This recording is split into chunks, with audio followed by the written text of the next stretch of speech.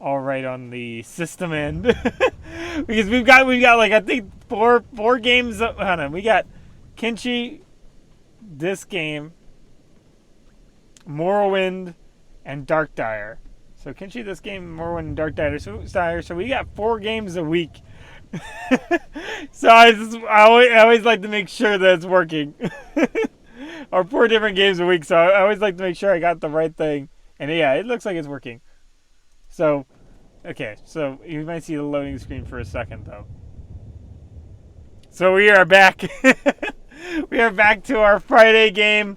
And we're going to continue on with the story if I remember where it was. So we need to go to unlock door. We need 2 different story quests, apparently. Speak to the Zown.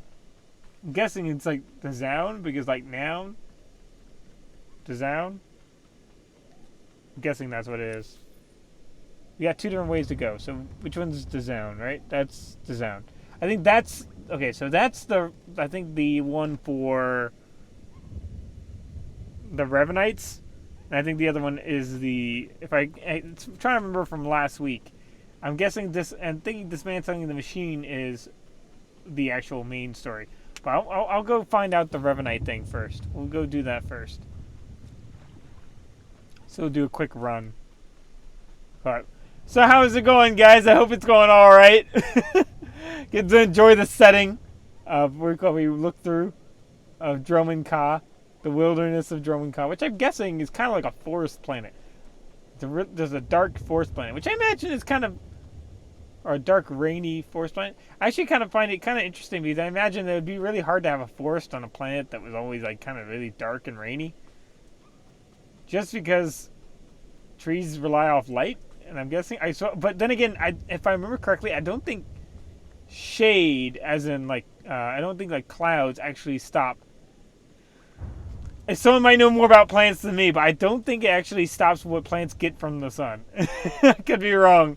But I think that even if it's dark and rainy, it doesn't technically, cloud cover doesn't actually stop enough sunlight to really mess up a plant.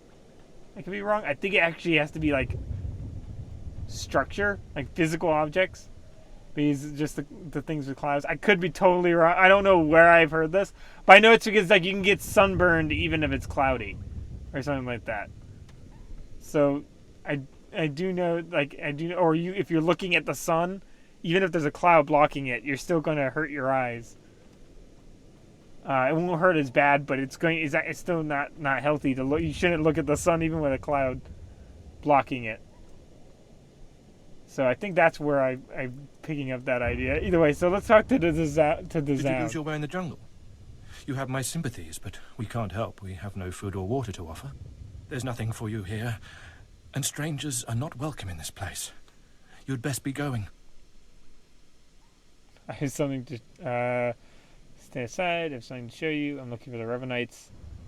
I'm not gonna say that because that sounds like we're gonna say I have something to show you. I was given this token. Does it tell you anything? I'm not sure. Ah. You do have the token. Someone must have had great faith in you to send you our way. Welcome to the Order of Revan, Initiate. Welcome to your new life. So we can go why the paranoia. That sounds good. Why didn't you say you were a Revanite in the first place? You must know by now that our ways are secret. We have enemies who believe we should be silenced. This place is our haven, built by the Master and protected by the faithful.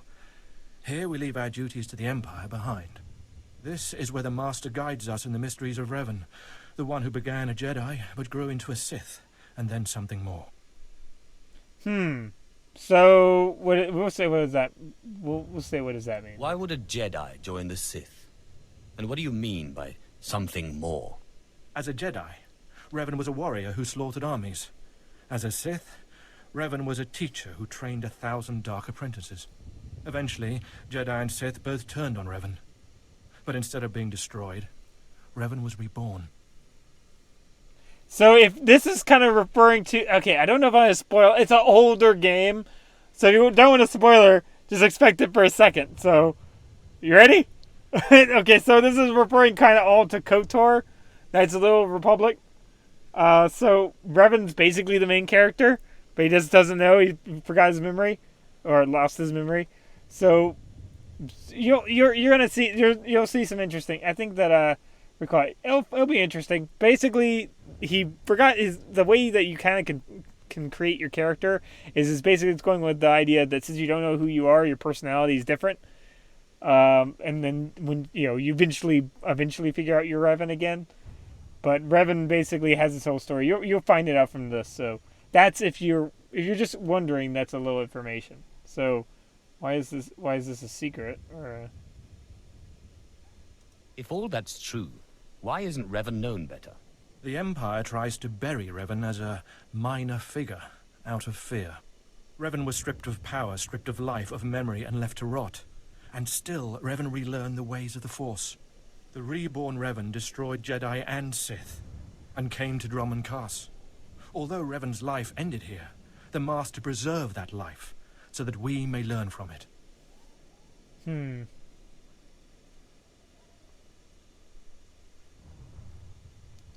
Most we could look at this kind of fits, but I think we're kind of want to know what. Yeah. That doesn't explain why the Sith think you're heretics. The Dark Council sees our beliefs as a threat to its power. Maybe the Council's right. But if the Council falls, it falls because it's weak. Revan mastered the light side and the dark side, war and peace. We seek to walk the same path. Take part in our rituals, learn Revan's path to greatness, succeed, and you earn the right to join us. So What do I have to do to meet the Master? I'm eager to speak to him. Around you, you'll find your new teachers, Revanites who have spent their lives recovering the works of Darth Revan. Speak to them. Complete the tasks you are given. When you are through, return to me, and the Master will give you your final lessons. Okay, so basically they're gonna have us talk to these different guys. We're basically gonna learn more about Revan. So if you played KOTOR, if you know all about KOTOR, this is gonna probably all be very reminiscent. Come here. Come closer. You are among the initiates who wish to join our order, and this is good. But tell me something. You are here because of the Order of Revan. Are you ready to die for us? We're gonna go. What do you mean? I don't quite understand. Consider carefully, for every Revanite must face the trial of death, just as Revan died at the hands of the Jedi and Sith. Death freed Revan, left him unbound from all oaths and promises. It paved his road to rebirth. Will death free you from your past? I'm gonna say that Deodorous thinks he can free himself, so I'm gonna say I don't need freeing. I left my past behind when I became Sith. Then you have nothing to fear. Before us is a path. Beyond the path is a cave. A cave dedicated to Darth Revan. Initiates fall on the path. Initiates are torn apart by things inside the cave. But initiates who reach the end are reborn. Remade. We could just call him a cultist. Hold on. So you're saying... Can you go By ahead? all means, continue. Go, and you'll see. The path is here.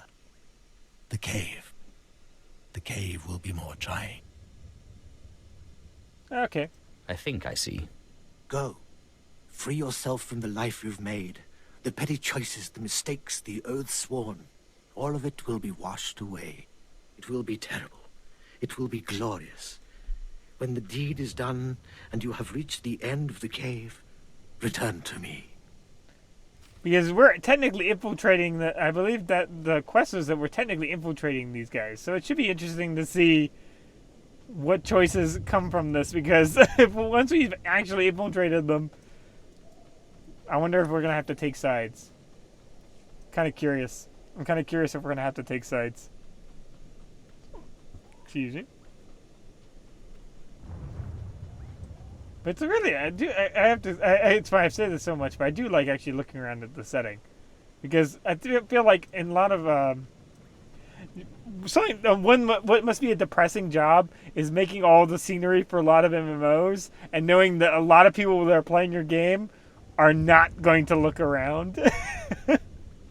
Just knowing that that's, like, most people are just going from point A to point B or finding ways to get around quicker. And one thing that I think it was like statistically, you spend most of your life looking down at the ground. Here, let's go ahead and kill these things.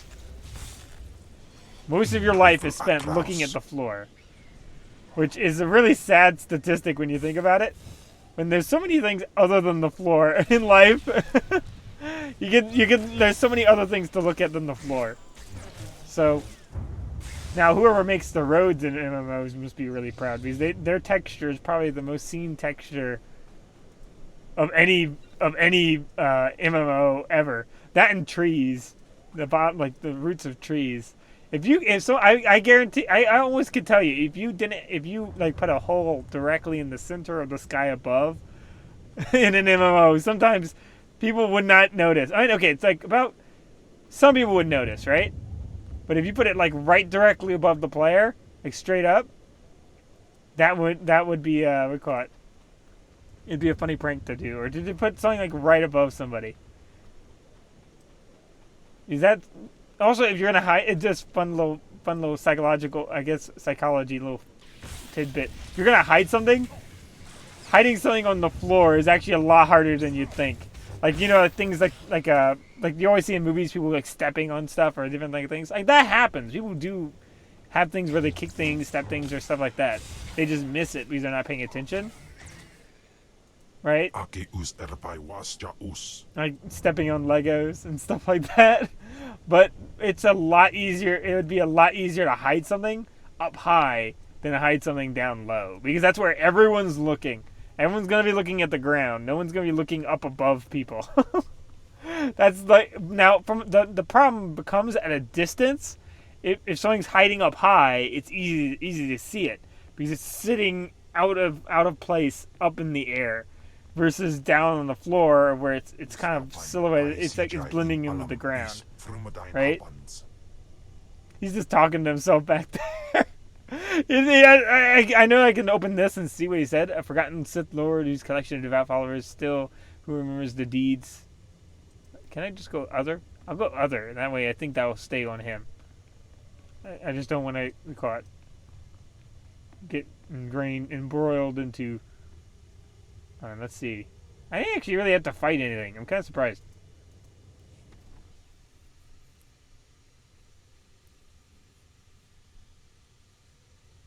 Oh, there we go, Revan.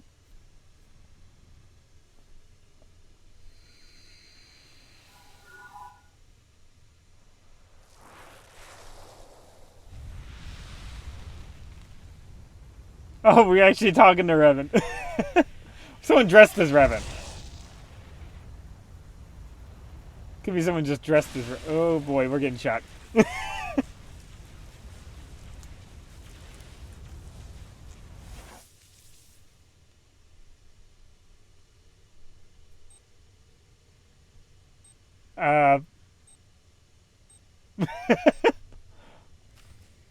Oh yeah. Oh, okay. I was gonna say, I was like, that's it? We just got shocked. I guess they went in and they got us. I'm guessing that's supposed to be like the whole trial of death thing. I'm almost sure. That's probably what it is. That was supposed to be that it killed you and then you came back to life. You return. Dripping with the blood of the womb, you are reborn. Your old life, everything you were, all of it is dead. Buried inside that cave. Okay. I want to do that one, but if I'm caught, I'm going to ask more questions. I would love to do this one, but I'm going to do... What was that place? It was strange. Darth Revan's shrine. Every piece of Revan's life that we've recovered is in that cave. It's the last thing initiates see before dying. Tell me how it feels. Your obligations have vanished. Your past no longer burdens you. How does it feel to see the world reborn?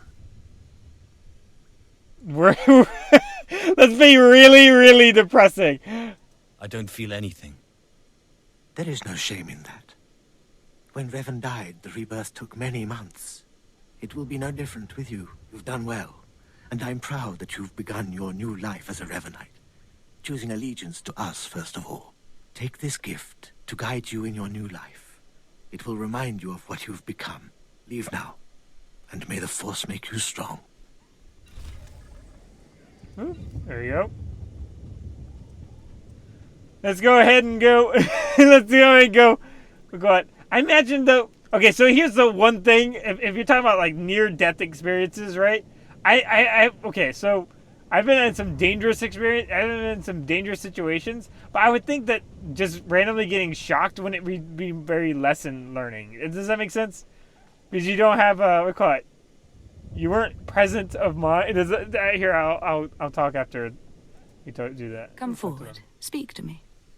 We're all students of Darth Revan, and I enjoy the company of initiates. I remember when I was like you. I remember my trials and the joy of killing in the Master's name. You're so fortunate. Okay, that's creepy. I kill in my own name. No, Master demands death? What? How often does the Master ask that someone be killed? The Master doesn't have to ask. He trusts me with that burden of judgment. I'm Ladra. Once the personal assassin of a Sith Lord, I am now the serene protector of the Master and his students. I contemplate Revan's teachings as I execute intruders and heretics. But I also guide initiates and help determine their trials. The blind leading the blind. I kind of like that one. I'm going to say that. How did a disturbed woman like you acquire so much power? Disturbed? I'm the product of Darth Revan's teachings and the Master's instruction. My mind is clear, as yours will soon be. Every Revanite's initiation includes a trial of the past, a rite to bind the initiate to Revan.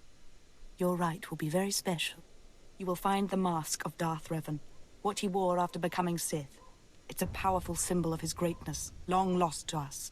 So we're Deodorous is diplomatic evil. This is totally not his thing. This is totally not his thing. Let's see. A lost relic. Is this necessary? What do we call it? A useless ritual. Is this necessary? How about that? I have to do this to meet the Master. Of course. The Master doesn't waste time with students. You must complete your initiation. The mask is in a collection of antiquities possessed by my former teacher, the Sith Lord Grafton. It must be freed from that heretic, rescued in a rain of blood and death. Let's see. What do you want it for? I'll give it a place of honor here in the compound, of course, so every Revanite can see it. Speak to Torun, our curator. He'll give you the spiritual guidance you need and tell you where the mask is. When your journey's done, bring the mask to me. Good luck. Welcome the peace that comes with serving the Master. Okay, so here's what I was going to say about earlier. So the thing is it seems like okay, so if being in any dangerous situation, I feel like the biggest lesson is what got you into the situation. Wandering in a cave and being randomly like shocked to death, I would imagine wouldn't be very lesson learning. There's a for example, there's a what do you call it? Okay, I'll give you an example. Okay, so sometimes it's not a thing itself a lot of times that matters, but rather the context under which it happens. Let's see. Let's talk to okay. What have we got here? I wasn't expecting a visit from any initiates, but you're welcome to stay and talk, in any case. I'm Torun, devoted servant of the Master and student of Revan. What can I do for you?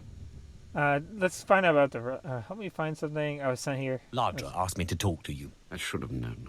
I'm to ritually prepare you for finding Revan's mask, then. It's unnecessary. Ladra's devoted to the Revanites. She's also obsessed with that mask. Says it talks to her. Ladra wants the mask to represent everything Revan ever was, but he wasn't just Sith. Before his rebirth, he was both Sith and Jedi. We're gonna say Ladra's insane. I could tell from talking to Ladra that she's lost her mind. I'm glad you noticed.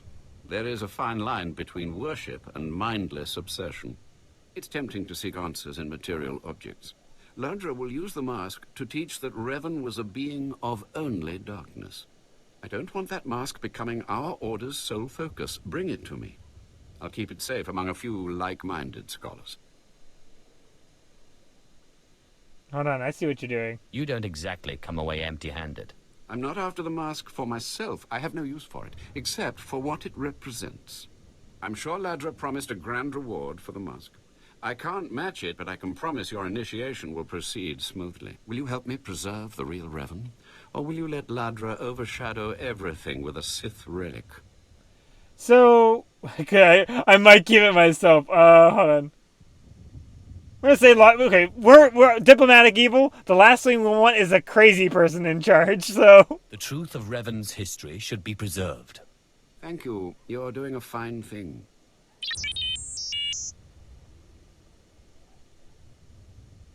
I don't have to tell you to be careful, but may the Force be with you.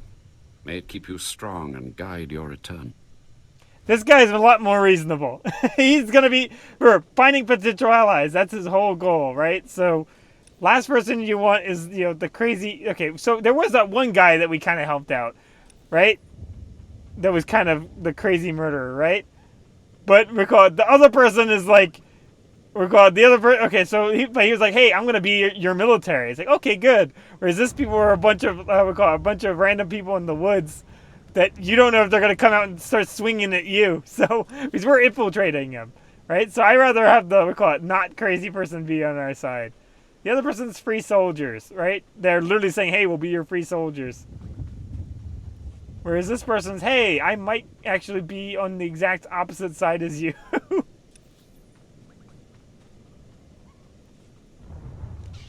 Uh-oh.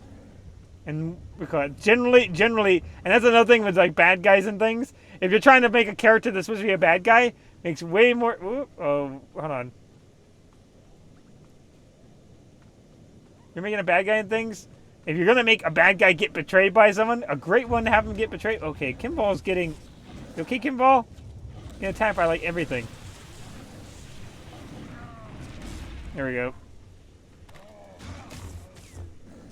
Let's do another Force Storm. He's the other guy who's basically attacking Rebel. I think wasn't he fighting rebels in order to find which ones he could take to make work for us. And that was an ally, whereas the other person's like, hey yo, I just randomly go around and take people out, and I'm not on your side.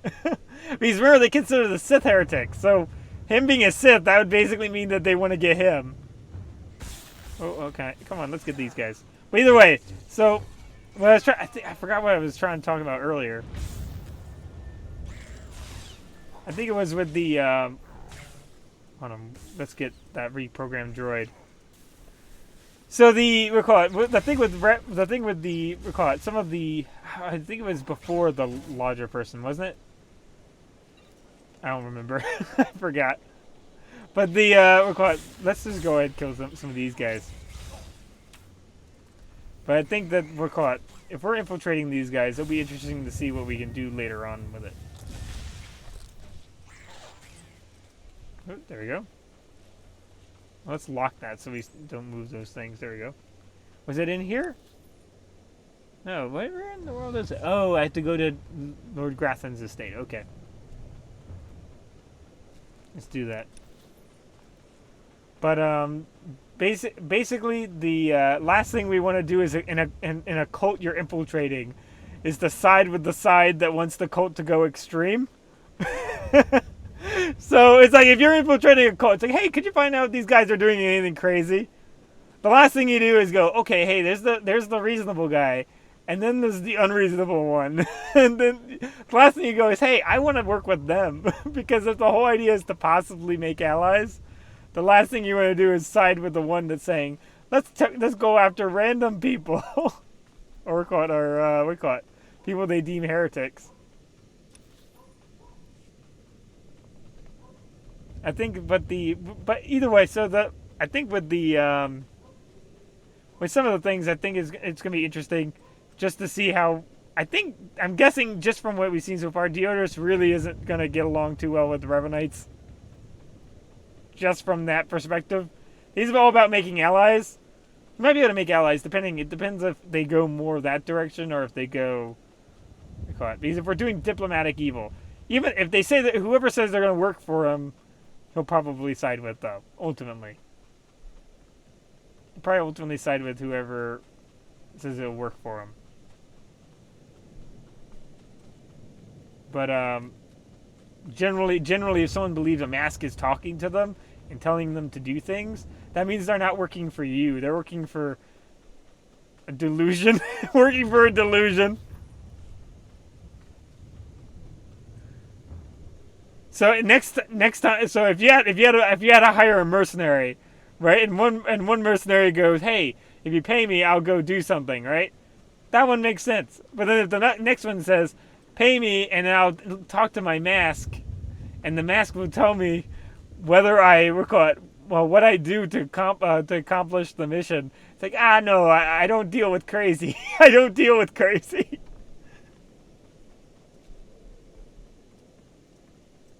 Right? Now, like, you have a crazy person that, like, if you were like if you're playing like a bad guy, if you're having a bad guy character, and you have someone who's like a crazy but like wants to only work for your character, like if instead of a mask, it's your character, right? That makes sense. Like Thulsa Doom, like out of Conan, where he's got like the cult that's all following Thulsa Doom, right? That's also the Conan movies. It's a little different in the books, but the Conan movies where they got with with all that, it makes a lot more sense. It makes a lot more sense in that context, where it's like, yeah, of course, they all think that they'll all listen to him irrationally. They'll all listen to him irrationally, whereas listening to an object irrationally means you have virtually no control over what they're going to do. Which I don't know why anyone in anything, like if there's a bad guy and then one of their followers are following a random object rather than them listening to them, then that's a bad idea on the bad guy's side. If you're that's foreshadowing. If that doesn't come back to bite the person literally, then that was just a missed literary opportunity. And you can have it. But if you just leave it hanging, there's a term called Chekhov's gun in writing, where if someone puts a gun on the table, right, it has to be used, right? It has to come up, because you don't introduce something unless it's going to be important, right? So if you have a bad guy in which they listen to they listen to voices that that an object gives them, right, and they're working for another bad guy. If that doesn't come in conflict, then there was no point for that bad guy to have that issue. Even if you're trying to say, oh, well, there could be a bad guy that can have this issue, or that's really cool, it's still not literarily a good idea. You could make a whole story about that bad guy, but then leave this bad guy in something else. Because I think that's one thing that's not understood in writing, is people want to throw something in that is maybe really cool, really smart idea, really amazing, but it has nothing to do with the story. It has nothing to do with the story. And it's like, now, I mean, they do it fine in here because, they're trying to have a bad guy. In a sandbox thing, it works fine because, you're trying to have that whole cool story, right? You have potential crazy people in the thing, right? But if you were doing a book or something like that, you'd want to be careful unless it's going to come up later. Please. Tell me Lord Zash sent you. Please.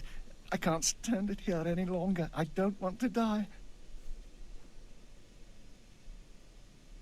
Let's calm down. You're the scientist? Are you Graffin's cyborg expert in chains? Yes, I am. And I got just what you need. Just what Lord Zash ordered. My finest work yet, though I don't quite see what the use of it is. We can just tell him. Nice try. Let's go. If you hope to trick me into revealing something, your hopes are poorly placed indeed. No, I don't want to know any more than is good for me. I'm just warning you. Lord Zash commissioned this weapon against cyborgs. The thing is, most cyborgs are only 10% machine. You need someone at least 50% machine for the neutralizer to do any real damage. Oh, see, if we say perfect, then we'll know. Then he'll know. So let's go. Then the heads up is appreciated. Thank you for warning me. If you want it, take it. It's only a prototype, but I guess it'll work if there's one droid you really want to bash. It's in the lab building, can't be missed. But Grantham wouldn't let me have the power cells I need to power it. You'll need to steal those off his droids. We could kill him? Okay, hold on. We don't... Okay, this guy is... He's useful. Again, we're going to keep him... We're going to say keep your lips sealed. There we go. Don't say a word about this to anyone. Thank you, thank you, thank you, thank you. So we want allies. And allies are not going to... dead allies are no good. We want living allies. We want living allies.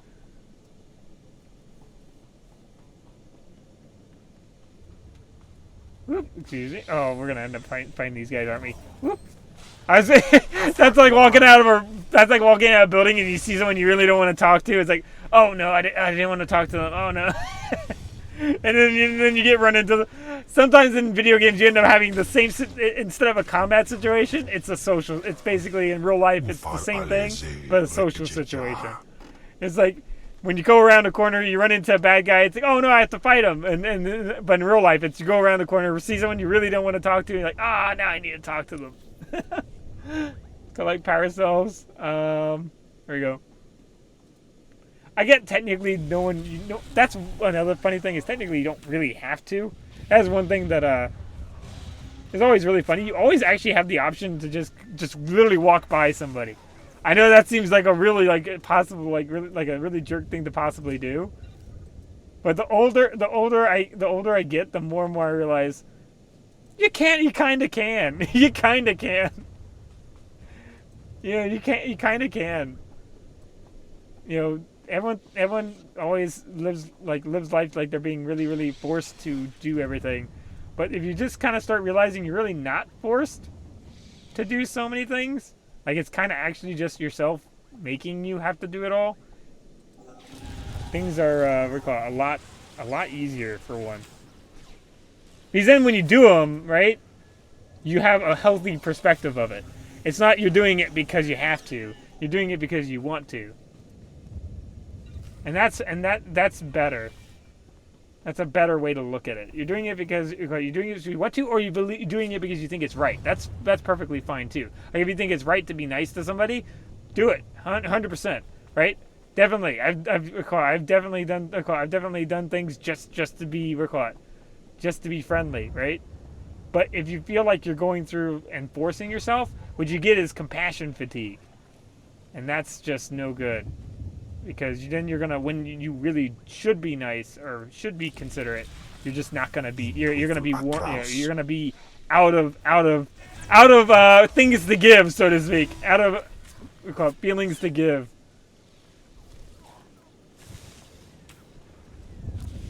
So don't feel. I guess that's the lesson for the day. Don't feel overly pressured.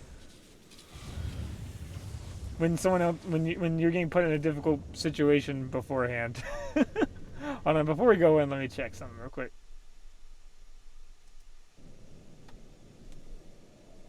I say that as I'm playing a Sith character in a video game, which I'm like, okay, so it's not necessarily. I'm not trying to say we're called be maniacally evil, Saturday, cartoon evil, but hold on, this place looks familiar. It's more red. We went into a place like this, but it was more blue. Or more like white. More white, and now it's more well-lit red.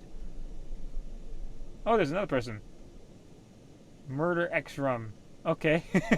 You sound very trustworthy. Let's go down the elevator alone with you. That would be funny if in real life you had gamer tags or names like little tags over you, because it's like, hey, I've just entered a elevator with someone going attacks people in elevator above their head. It's like I feel very safe. I feel very, very safe.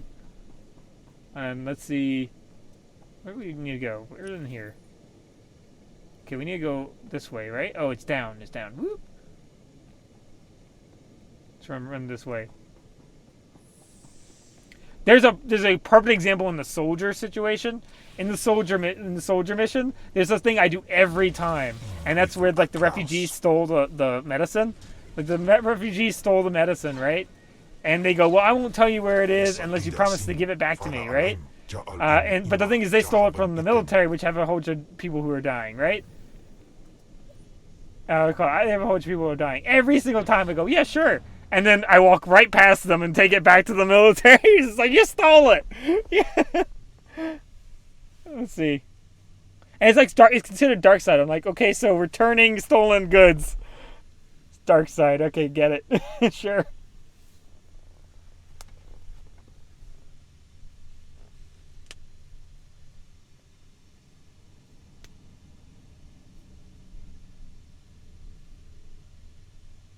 Okay, so we're looking at the mask.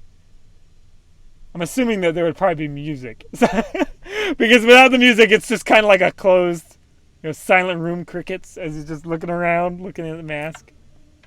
Decides to steal it.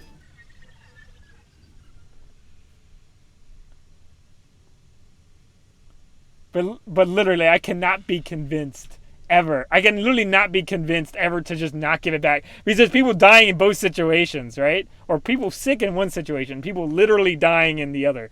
So it's like, okay, so I give it to someone who stole it. Uh-oh. Wait, didn't we just try to put on the mask? We just rolled down some stairs. Which had to hurt. I mean, unless there's something I don't know about the situation. But as far as I know about that situation, it's like some people are sick versus some people who are dying. Oh, let's break out of that. Some people are sick versus some people who are dying. And them saying... And, like, the only thing that I could see where it's saying dark side is that you lied. And I'm like, okay, so... If that's the worst thing, I don't know. I'd be willing to lie if it, saved a ton of people. That's not a hard line for me. That's not like a... I know he's like, oh, but you lied.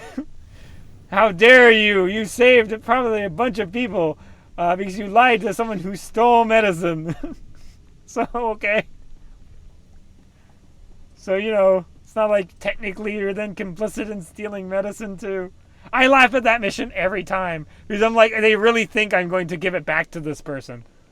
I seriously, is the one mission, and I love a lot of the missions in this, but it's the one mission in this, I never do the other alternative. Either I am always missing something, because I love doing the soldier missions, but either I'm missing something every time, unless there's people, they're not mentioning that there's like 50, there's millions of people dying. They're saying that they're not getting any medicine.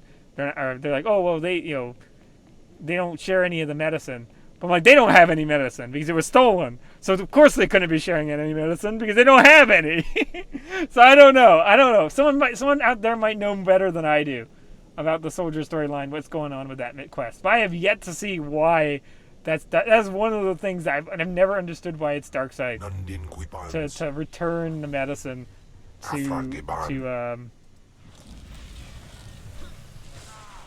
to people who it belongs to and who have people dying versus, let's blow that up. There you go.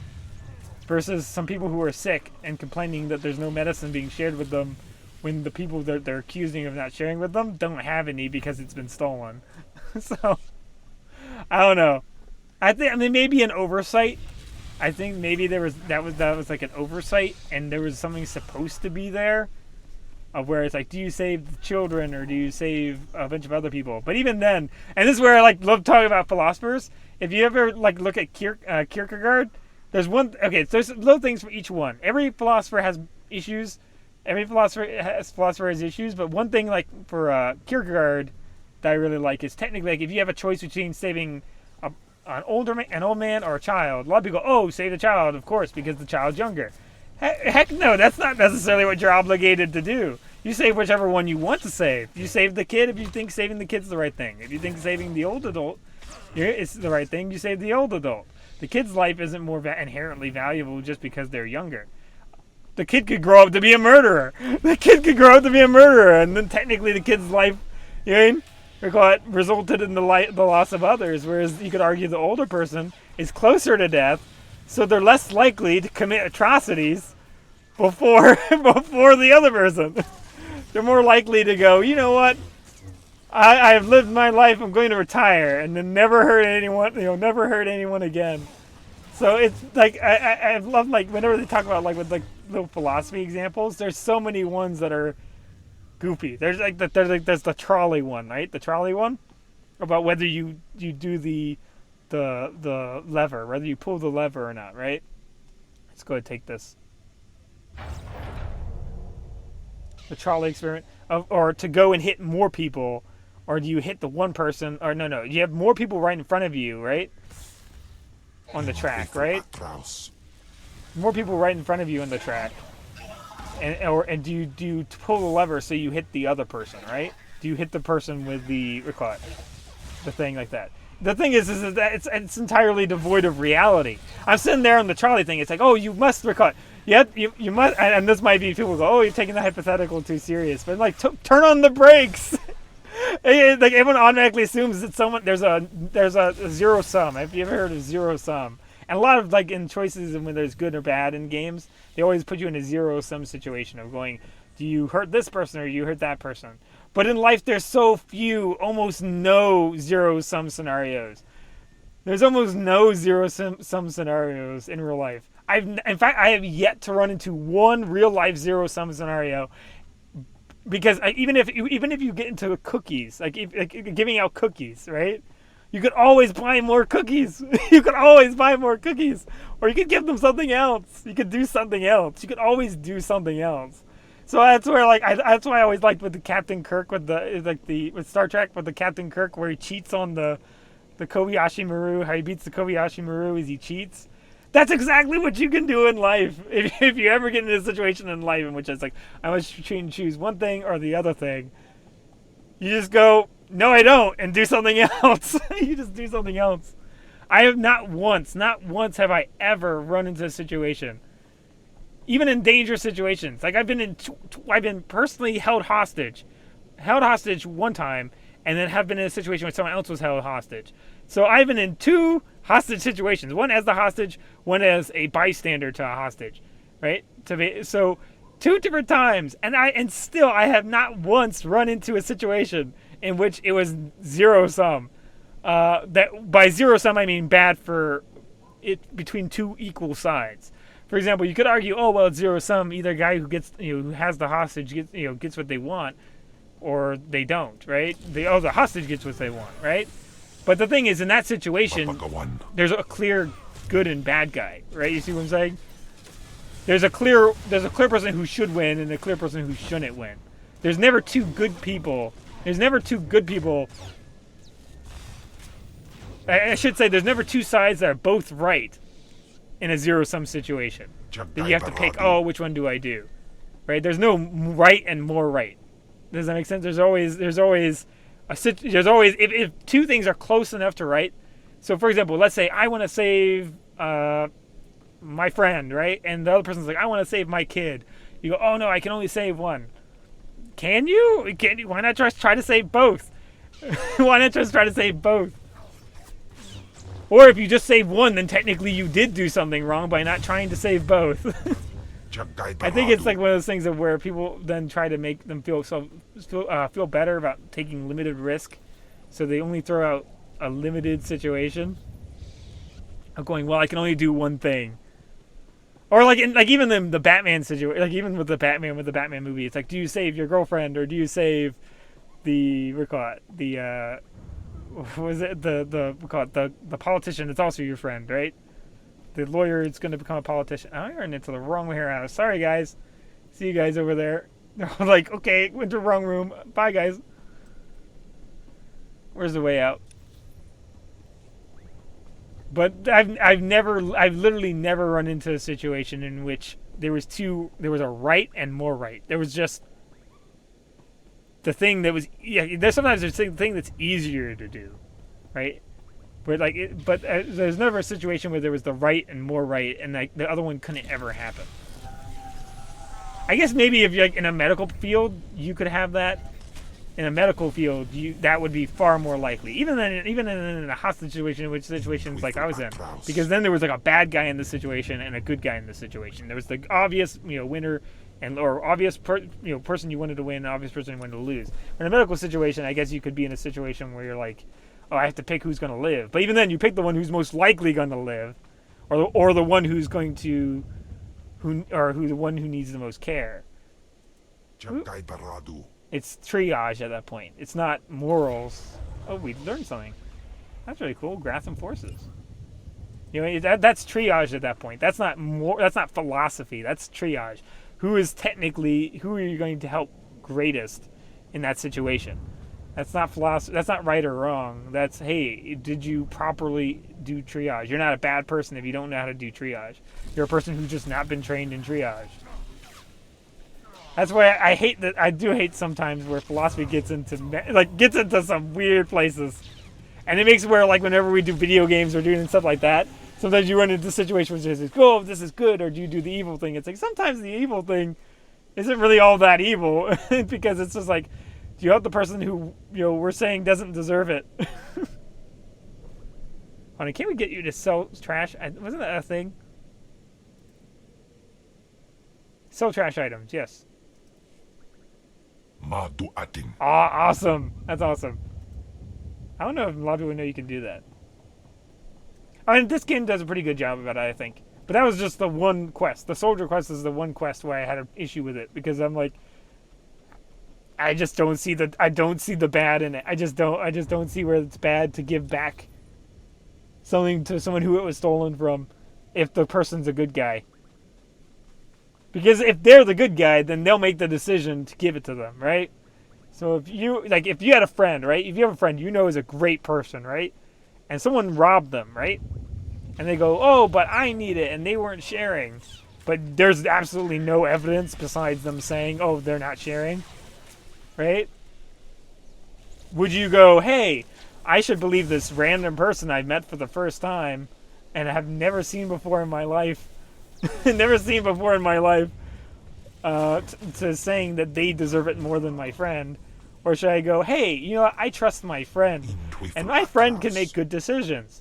So I'm going to give it to my friend, and if my friend doesn't need it, right, then he'll tell me.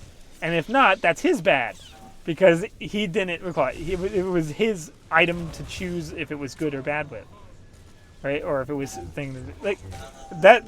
it was his item to give away, because it's not when you think about it, it's not your medicine to give away. It's stolen medicine that they stole in the first place, saying that people weren't sharing enough of it.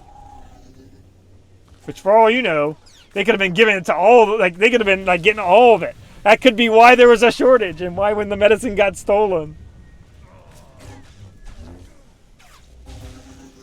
I love BioWare games, but that always gets me on the conversation. That always gets me on the conversation of it, of whether of zero sum policies. It just doesn't. If you want to make choices in something, don't do zero sum. It's really, really, really, really tempting. Do you go do one thing or do you go do another thing? And it's way better if you let the person shape the thing, shape their situation, right? So you might go, oh, well, if I make them do one or the other, right, that'll shape it, right? But that's not necessarily true, because they might, be an absolute bad guy, right? Their character might be an absolute bad guy. Like, if you notice, we're playing as a character that we're wanting to be kind of a bad guy, but we're doing a lot of light side options because they're just the smarter option. They're just better. They're just better sometimes. Like, why would you randomly go and kill someone? Well, why would you why would you return a mask to someone who's a random murderer? What's happening here? Just for kicks. Oh, it's Flashpoint. This is Darth Malgus of the Expeditionary Fleet to all available forces. If you are receiving this, you have been judged an asset, and the Empire requires your strength. It is your privilege and your duty. Who is that? Let's do that. I've never heard of a Darth Malgus.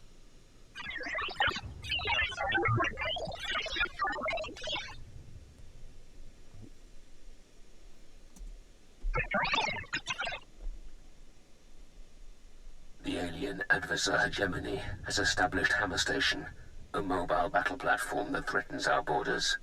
You will join the strike team assembling at Vigan Space Dock to be briefed in full. In the name of the Emperor. That was awfully vague. I Do we know anything about this battle station, or the AdverSec hegemony?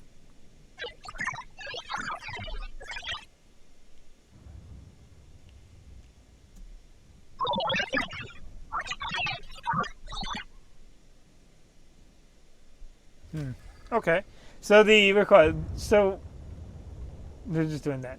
But if you want to really mess with someone, make a preference-based choice. That will mess someone up. That will literally, like, absolutely destroy someone's life. Don't go, what's the right thing between two choices, which are basically equally good, right? And then go, oh, that was the wrong one, because this one technically has a better result. If you want to mess someone up, do a preference-based choice. That will mess somebody up. That will mess somebody up. Because then they have to live with consequences of preferences, right? And having preference-based choices. Because you can go, oh, well, someone will feel guilty about all this other stuff. Trust me, you don't feel guilty if you feel like you did the right thing, right? There might be someone who does, right? But the reason why is they really don't feel like they did the right thing, or they could have done something more, right? But in a video game where you only have to do, it's like, oh, well, if I don't do this, this character dies. If I don't do this, this character dies.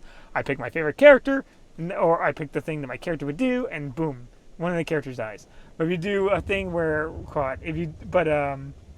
and then you're in a situation of where it's like, oh, well, it doesn't really matter. If you're playing an evil character, you just go and do the things that sound evil, right? But then if you want to mess someone up, go, hey, this character right here, right? This character is a character that is evil, but is, I guess BioWare did it technically in Dragon's Age with the dwarf. Right, the dwarves, right? Because you have a leader who's trying to help the common people, right?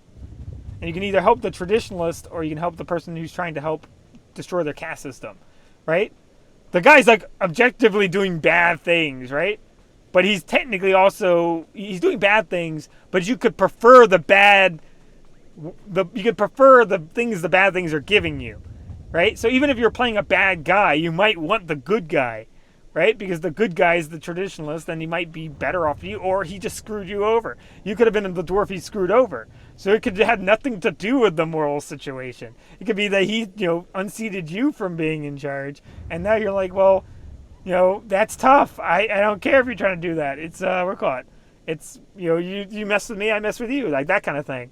Or you could do, like, that's way better of a choice than going, oh, is this absolute moral situation in which you have no reference from, right? These two characters you don't know are telling you things that you're, going on their trust of they're going to be telling you the truth, right? Give the characters a reason to, give the players a reason to do something that's not just based off of whether the situation's moral or not. Make one of the characters gut punch. Make the good guy gut punch the main character and throw them, like, give them a swirly in a toilet or something. And then later on they're like, hey, but I want to help people. And then you'd be like, well, I'm a good guy, but this guy was a jerk, so I'm going to do this to screw him over. And then be able to fix the situation even without him, right? But the thing is, I don't know if I will, right? That's a great situation. Like, that's a great situation. You're like, by the stars, you made it back. Did you find the Mask of Revan? Tell me you didn't let Ladra have it. She's mad, and you know it. Here you go. I decided to bring the mask to you. You have it? That's wonderful. So that really is the Mask of Darth Revan? Didn't think it would look so real somehow. It feels real. Touch it. The strength of the Force is tangible. I can almost feel Revan's power. It's dark power. Understandable that Ladra was so obsessed with it. But then, that's exactly why the rest of the Order doesn't need to see it. The darkness was a part of Revan, but only a part. We can say keep yourself safe from it, or... We'll say that. We don't want him going nuts. Don't let the darkness of that relic overwhelm you. The mask must be secured until I'm ready to study it. But I won't let it corrupt me. I'll tell the others here that you completed the trial of the past. No one will argue. You're not a Revanite yet, but you're one step closer. Now I have some explanations to make to Ladra. Wish me luck. All right, so let's go. But that will mess. I don't know if preference is technically. I should say multi-layered choices. Have a character you hate. Because that's more like real life, where someone might be someone might be saying the absolute amazing thing to do, but then in real life, you like for example, you might know someone that's like always like super like or oh, here's a perfect one, like a really really really like someone who's always trying to do like they're doing good things, but they're doing it because they want people to like them. So like they're like going around bragging about how they're doing all these good things, right? And going, oh, look how great I am, right? But they are doing good things, right? That's a good example of what I put in a game, because then you can have this character where you're like, I hate the fact that they're going around, using good things to try to make themselves sound better, right? And then you could put another character versus another character that could be like they do bad things they're doing the exact same thing, like the opposite, where they're doing bad things to sound bad and dangerous. But they're actually kind of doing good things. They're actually kind of screwing stuff up and actually doing bad. Like they're actually doing bad things, but they actually turn out they're not really bad, but they're just kind of doing bad things. You could have two different endings. The compound's getting less secure all the time. Still, I suppose the Master knows what he's doing, and if you can follow the ways of Revan, we'll judge your worth. But you could have two different things of where you have the ending of where you could help out the guy who's like super like throwing everything out there in everyone's face about how great they are, or you could just go straight to the other character, talk to them, get them to stop doing what they're doing, and try to totally subvert the other guy getting any credit for it. Because then you have two different you have two ways of doing the same thing. So instead of two solutions, you have four, but you end in the same place. Because video games ultimately they got to come back to the same place, just practically, right? Because they can't have a million different storylines unless they spend a lot of time. So if you go, okay, we need only two solutions, that's the easy way to do it. Have four different ways of doing it, but two solutions both end one thing, and two solutions, whether just simply beating up the guy who thinks he's all that, or going and beating up the actual person who's screwing up, right, would be the other solution. So you have two ways of going about the same thing. They do that with the hunting mission in this, where like there's the one guy hunting people. You have four solutions in that one. You could kill him. There's two different ways of killing him. As good way, you could kill him just to kill him, or you can kill him because he's doing something bad, or you can kill him just to kill him, or you could kill him, or you could be bribed.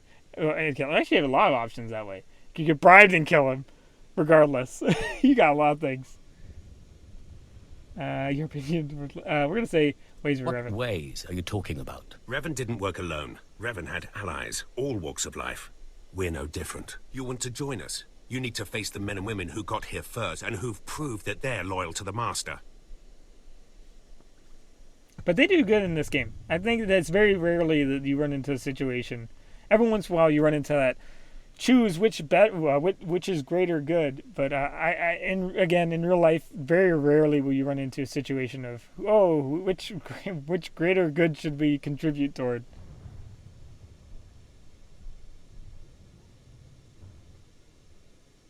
Let's see. I'm sure they'll find me an obedient student. You need to show those in the Master's inner circle that you understand Revan's teachings.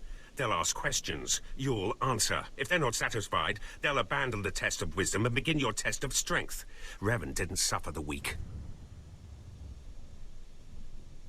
Oh boy, the Revan would hate you. No, we don't want to do that. We're infiltrating them. That'd be too obvious, right?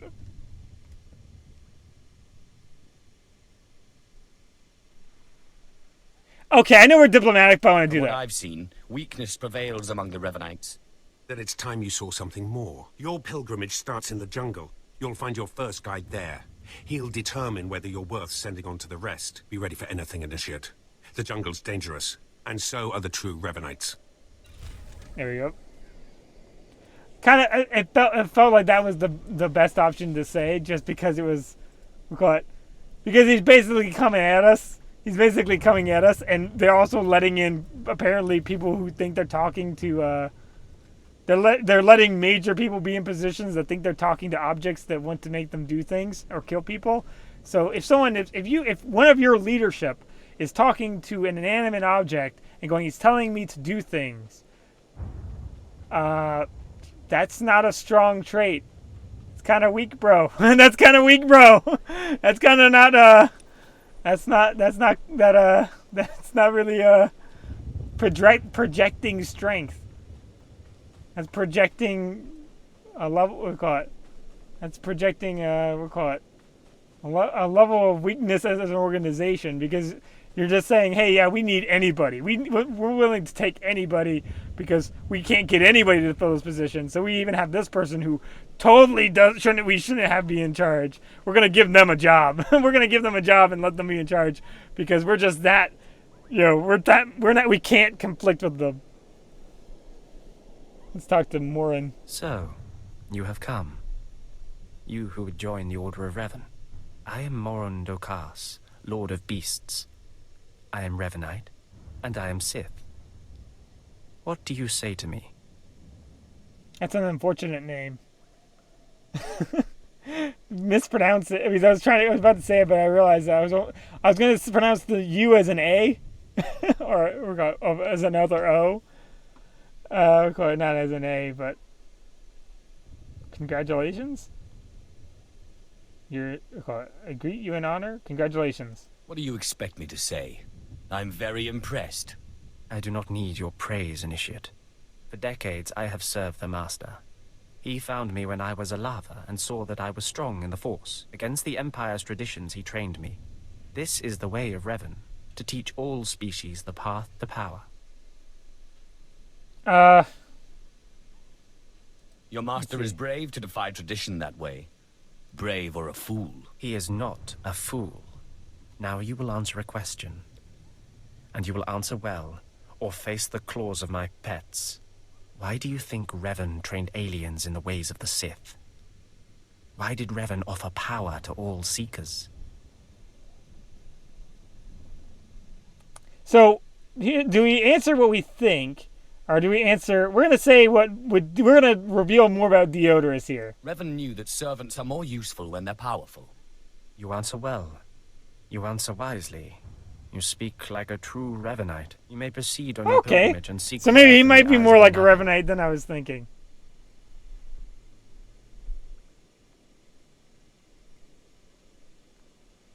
Any suggestions on how to deal with this guide? No.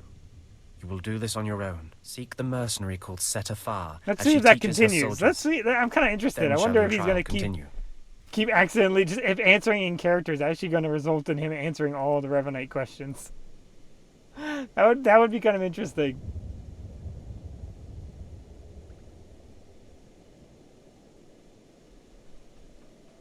Let's see. Set a fire. Let's go. I'm trying to see on the map how we can get there. If we run down here, we can run up around, or we can run around that way. Let's do that.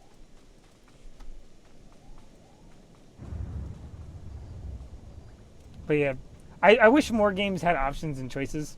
I wish more games did, but I can kind of see the reason why that'd be difficult. Even when thinking of examples, it's so tempting to want to say it's choice between two, and it's just one option, yes or no, to that one character. And it's also very tempting to make two idyllic characters, like me making one character like I'm the helpless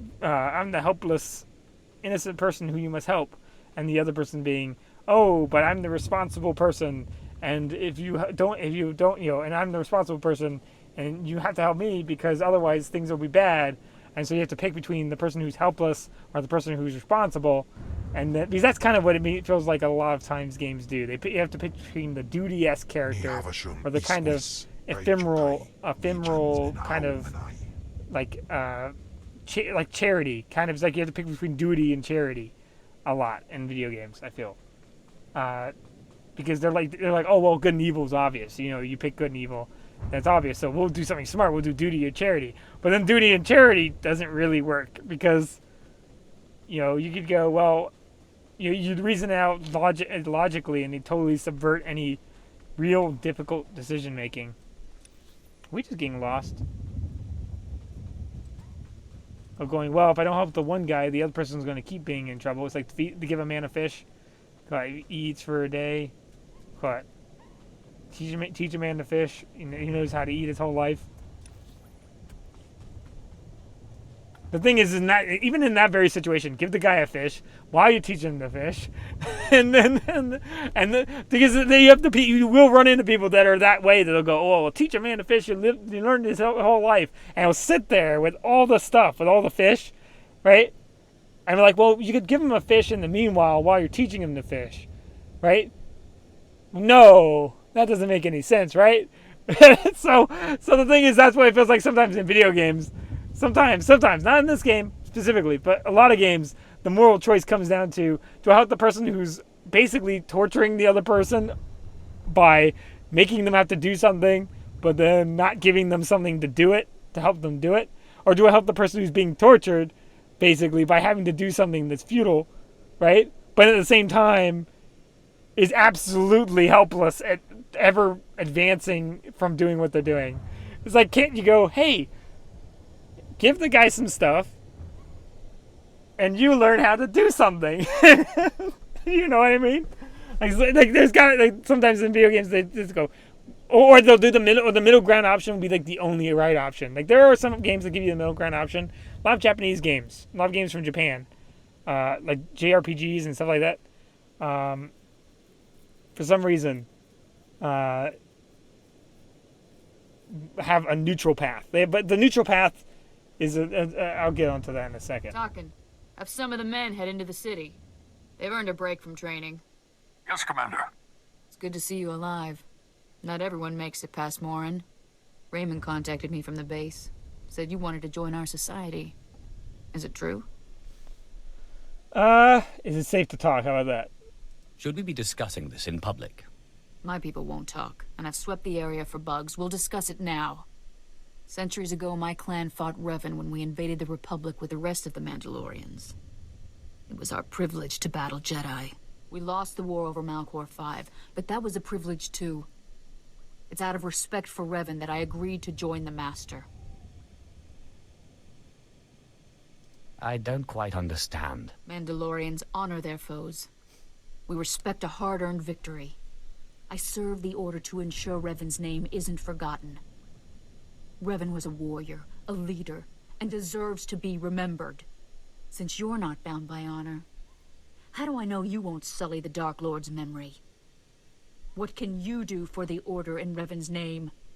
I'll discover precious lore. I'll unearth history. Defeat our foes. I can unearth history. How about that? I'll learn all I can about Revan's past. Fine. The Order has enough warriors. You might be able to serve. You'll need to talk to one more person before you head back to the compound. Find Major Pathel. He oversees security on the wall. Okay. I'll be there in but a moment. That's fairly easy. Glory to Mandalore, and glory to our master. Okay, so we only had really one real question, I guess. I thought they were gonna give us some more questions, but that was just like unless that wasn't like the optimal answer. Let's see. Got one more person. Can I run up here? Love to see if I can kind of sneak my way around.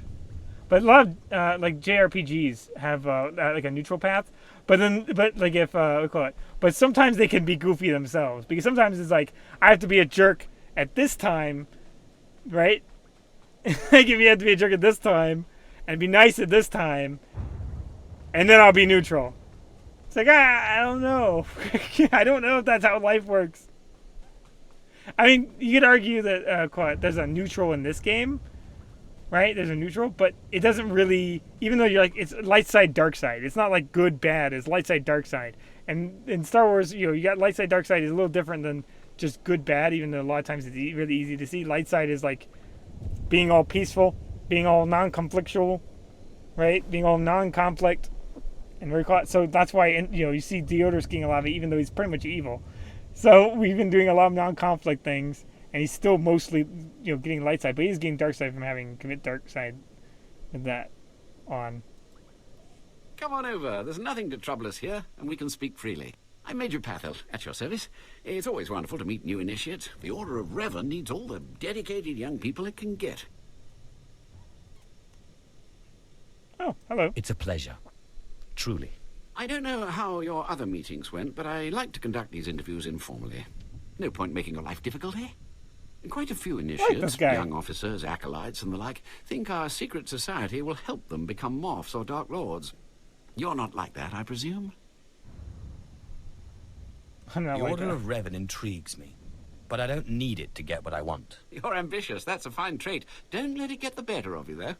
Not every initiate realizes that advancement in the Revanites does not guarantee advancement in the Empire, nor how dangerous being a Revanite really is. The Dark Council seeks to root us out. So, how do we respond? How do we answer the Empire's accusations of heresy? We prove that we're correct. We guile. I'm gonna say guile. We move secretly. We manipulate those in power. Exactly. We work in the shadows to reform the Empire, but we don't betray its ideals. That's all I needed to make my judgment. I'm going to send a message to the compound. Raymond will be waiting for you. Okay. If everything's settled, I'll be leaving. Journey safely, and be proud to be a part of the Order of Revan. Oh, that was a surprisingly easier. I don't know. I don't know if you can actually say something that screws you up. Well, they said they would go straight to your trial by combat. So I don't know. Maybe they'd fight me instead if I said the wrong thing. Maybe. I don't really know. Possibly they might have fought me. Well, either way, we'll leave it there. We'll leave it there. But we had a fun conversation on the the morals of oh, not the morals. The depiction of moral choices in video games. They can be goofy. They can be real goofy. I feel like every like there's generally like a lot of like there's different philosophies. One typically goes are you mostly good or are you mostly bad, right? Which is kind of rough unless you do kind of like something like this, where it's light side, dark side, where you kind of have a more concrete definition of like a Jedi code versus a Sith code. So you could be doing dark side things and just be objectively doing good things, or vice versa, doing light side things but then objectively doing bad things, but they're more but they're more serene, peaceful, and kind of less conflict, and and long term might result in less conflict, even though they're objectively bad now, or something like that. Whereas dark side, you might do something that is really short, with a really passionate response, that really about doing the good thing and doing the right thing, and but it might have long term consequences or something like that. But some games without that, it can be a little odd because it's like, yeah, this guy murdered 1 million people, but he paid this kid, like he gave this kid a bunch of food. I got Deus Ex, but I gave this kid a bunch of soy food because that's why you can give soy food to all the kids and they'll give you information. It's like, and it's funny when he goes, "Hey, want the soy food?" Or I think that was called soy food, or I forgot what he calls it. What is it? I think it's called, "Hey, here, kid, you have this for Deus Ex." He gives them there's an item that you can bribe kids with. I think it is, right? But you get to be like, "Hey, I gave this kid a bunch of food, right? And so I'm really nice." Maybe I'm thinking, is it Soylent? Soylent food? Yeah, I'm thinking Soylent Green. But I don't know. But you give me like, "Hey, I gave a bunch of orphans food." Totally ignore the fact that I murdered a planet. We can look past that, right? Because I paid to the orphans fund. I paid for the orphans fund. I love how funny it is. Fines or ever repair any kind of more karma in video games. Anytime where a fine can repay it, or giving money can pay for it pay for something that you did. It's like, oh, now you're a good guy because you paid for it. It's like, a lot of times in video games, you're absolutely rolling in money. You're not hurting. This is just solving your problem. This is literally you're literally bribing them to stop talking, and it's like, no, he's a good guy. He's a good guy. Or what's really funny is in Fallout, how like you get negative karma from stealing stuff, like the older Fallouts, right? Negative karma you get from stealing stuff, but you could be stealing stuff from a guy who's murdering people in order to have a weapon to stab him in the back with, right? And it's like you just lost karma. You just took something out of the killer's pocket. What's going on? That's wrong. That's wrong. Can't just be going taking stuff out of the murderer's pocket. And then imagine a murder film. Okay, so you're running around, you're escaping a murder in a hockey mask, and then you're in his house. You go and you find his chainsaw that he left behind. You grab the chainsaw. You're like, I'm gonna turn the tides. I'm gonna get him. I'm gonna hit him back with a chainsaw that he tried to cut me in half with. And then suddenly a third-party arbiter comes and goes, whoa, whoa, whoa, whoa, whoa, whoa, whoa, whoa, whoa, whoa, whoa. You gotta put that down. You can't go around with that's his chainsaw. Give it back. And then the murderer stops. He walks in. He's like, hey, my name's Bob. I'm Bob the killer. I'm Bob the killer. That's my chainsaw, and I want it back.